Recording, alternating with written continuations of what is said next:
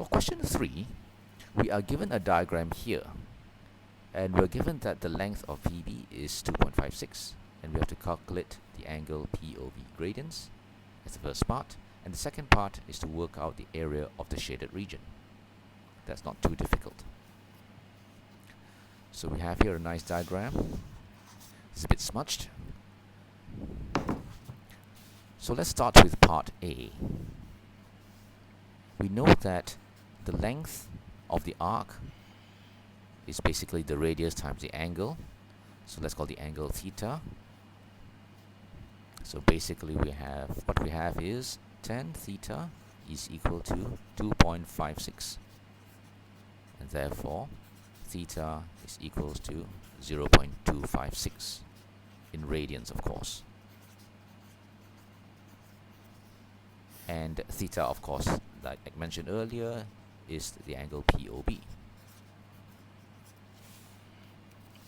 For the second part, to calculate the area of the shaded region, we notice that first we calculate the area of this sector here, sector POB, which is basically half r squared theta. So we'll put half, and r is 10 squared, and we're going to put the angle in a bracket outside.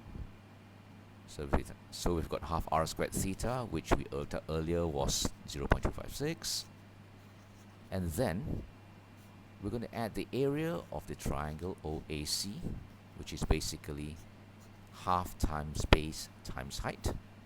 Now, since this is 60 degrees, or pi by 3, the tangent of 60 degrees is the square root of 3. So AC is just 10 root 3. So the area of triangle OAC is half base times height, which is half 10 times 10 root 3. So factorizing out the 10 squared, that leaves you root 3. And finally, we need to subtract the area of the sector OAB, which is just, again, half r squared alpha. Well, let's call that angle alpha. So half r squared alpha, and we subtract that angle alpha, which is pi by 3. If you work all of that out, you have the answer 47.0 centimeters squared, which is the area of the shaded region.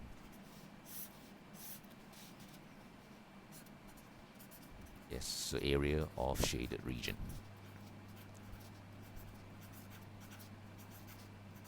Right? So that solves the question.